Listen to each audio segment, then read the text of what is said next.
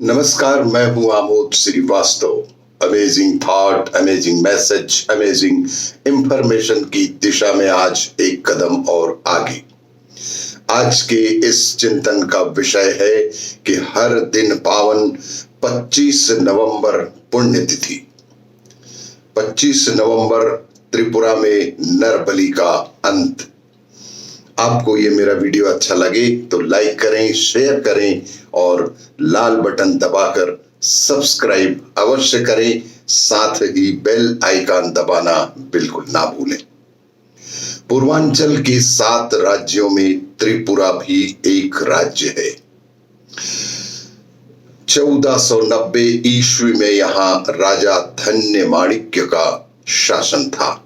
राजा धन माणिक्य इस राज्य के राजा थे और राजा और उनकी रानी कमला देवी बड़े ही धार्मिक स्वभाव के थे। उन्होंने काशी और प्रयाग से विद्वानों को बुलाकर अपने राज्य में गंगोत्री, यमुनोत्री, त्रिपुर सुंदरी और काली मां आदि के विशाल मंदिर, तालाब तथा स्मशान घाट बनवाए। इस प्रकार वे जनहित का ही काम किया करते थे और उनके शासनकाल में उनकी प्रजा बेहद खुश रहा करती थी। विशेष तौर पर रानी का स्वभाव बहुत ही अच्छा था। अपने शासनकाल में एक बार रानी एक मंदिर में पूजा कर रही थी कि उसे एक महिला के रोने की आवाज सुनाई दी। रानी को आश्चर्य हुआ कि इस मंदिर में इस समय कौन है जो इस तरह से रो रहा है, और रानी की पूजा भंग हो गई। इस पर उन्होंने तुरंत ही उस महिला को बुलवाया। वह निर्धन महिला लगभग थर-थर कांपने लगी। तब रानी ने उसको पुचकारा, प्यार किया तो वह बोली कि जोर से रोने लगी। बहुत समझाने पर उसने बताया कि उसके एकमात्र पुत्र का ममैतियों ने नरबलि के लिए अपहरण कर लिया है। उसने रानी से कहा कि ममैतियों ने उसके एकमात्र बच्चे को नरबलि के लिए अपहरित कर लिया है। रानी यह सुनकर हैरान रह गई। वस्तुतः त्रिपुरा में लंबे समय से नरबलि की परंपरा चल रही थी। शासन की ओर से उस पर कोई रोक भी नहीं थी। पुरानी परंपरा है जिस पर राजा का भी कोई बश नहीं चलता था। महिला ने कहा कि रानी जी, मेरा यही एकमात्र पुत्र है, यही मेरे जीवन का सहारा है। यदि यह मर गया तो मैं भी अपना जीवन त्याग दूंगी। उसने कहा कि आपके तो 3 पुत्र हैं महारानी जी, आपके तो 3 पुत्र हैं। क्या आप अपने एक पुत्र को बलि के लिए देकर मेरे पुत्र की प्राणों की रक्षा कर सकती हैं? रानी स्वयं एक मां थी। रानी स्वयं भी एक मां थी। उन्होंने उस महिला को आश्वासन दिया कि मैं हर स्थिति में तुम्हारे पुत्र के प्राणों की रक्षा करूंगी। रानी महल लौटकर राजा से कहा कि क्या हम अपने एक पुत्र को नर बलि के लिए दे सकते हैं? इस पर राजा ने कहा कि तुम कैसी मां हो? क्या तुम पागल हो गई हो?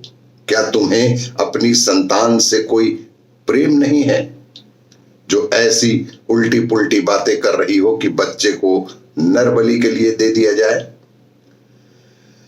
इस पर रानी ने प्रातः मंदिर वाली पूरी बात उन्हें बताई और नर बलि प्रथा को पूरी तरह से बंद करने को कहा। उन्होंने निवेदन किया कि राजा साहब, आपको ही पहल करना पड़ेगा और इस नर बलि की प्रथा को समाप्त करना पड़ेगा। राजा बहुत असमंजस में पड़ गए क्योंकि यह प्रथा बेहद पुरानी प्रथा थी। इससे राज्य के पंडितों के भी नाराज होने का राजा को भय था। रानी ने फिर कहा कि राजा का कर्तव्य केवल कर वसूल करना या नागरिकों की रक्षा करना ही नहीं, यदि राज्य में कोई कुरीति है तो उसे भी मिटाना राजा का ही कर्तव्य होता है और एक अच्छे राजा का यही प्रमाण भी होता है। इसलिए आपको मेरी बात मानकर इस कुप्रथा का अंत अवश्य ही करना होगा। राजा ने जब रानी की इस दृढ़ निश्चय को देखा तो उसने तुरंत ही आज्ञा दी कि आज से नरबलि प्रथा को बंद किया जाता है। राजा ने स्पष्ट आदेश दिया कि आज से इस नरबलि की कुप्रथा को बंद किया जाता है। कुछ रूढ़िवादियों ने देवी के नाराज होने का भय दिखाया तो राजा ने कहा कि जो लोग नरबलि देना चाहते हैं वे अपनी संतानों की बलि देने को स्वतंत्र हैं, पर छल बल से अपहरण कर किसी दूसरे की बलि अब बिल्कुल नहीं दी जा सकेगी। पूरे राज्य में ढिंडोरा पीट दिया गया कि अब इस क्षेत्र में नरबलि की प्रथा बंद की जाती है, कोई भी इस तरह का कार्य ना करे।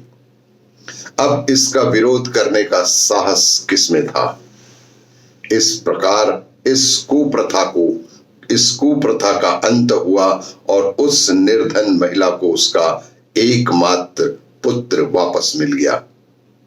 सारी जनता धन्य धन्य कह उठी। इसके बाद राजा ने जनता के कल्याणार्थ अनेक काम किए। उन दिनों प्रयाग में अस्थि विसर्जन और गया में पिंडदान के लिए जाने में बहुत कठिनाई होती थी।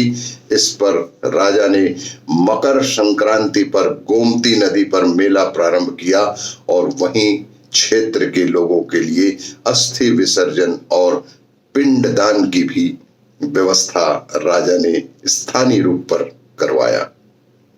यह मेला आज भी उस परोपकारी राजा और रानी का स्मरण कराता है। वह दिन भी 25 नवंबर का ही दिन था जिस दिन हमारे देश के इस त्रिपुरा क्षेत्र में नरबलि की प्रथा का समापन हुआ। और भी इसी तरह की जानकारियों के लिए देखते रहिए मेरा वीडियो। लाइक करें, शेयर करें और सब्सक्राइब अवश्य करें। धन्यवाद।